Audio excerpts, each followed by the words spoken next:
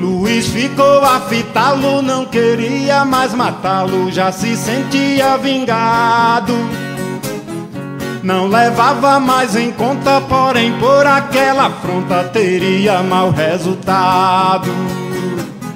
Pois com aquela desonra havia ferido a honra de um homem de posição. O mesmo qual Caninana foi fazer queixar Santana em estranha reação.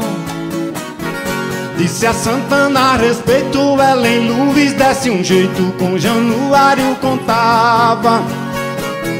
Como o pai fosse capaz, segurasse seu rapaz, a moça ele segurava.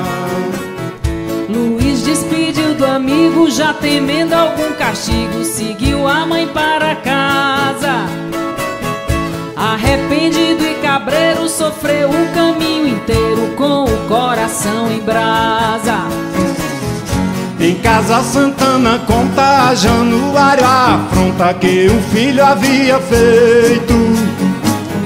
Tendo bebido cachaça, quase fez uma desgraça, faltando com o respeito. Santana nesse momento, com a peia de jumento, gritou pelo desacato. Deu uma surra em Luiz, ele quebrado e infeliz, passou 3 dias no mato.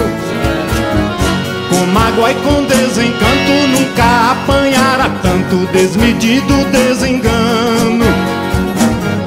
Com as mãos o pranto enxuga, só lhe restava uma fuga, jurando ele fez um plano. Catou as coisas que tinha, de roupa só uma montinha, um fole seu instrumento. Seguiu com o rumo exato, foi a pé até o crato, cumprir o seu juramento. Vendeu o fole a alguém, pegou o primeiro trem com destino à Fortaleza. Assim começa a história de luta, sucesso e glória da distinta realeza. Com luta, sucesso e glória, começa assim a história da distinta realeza.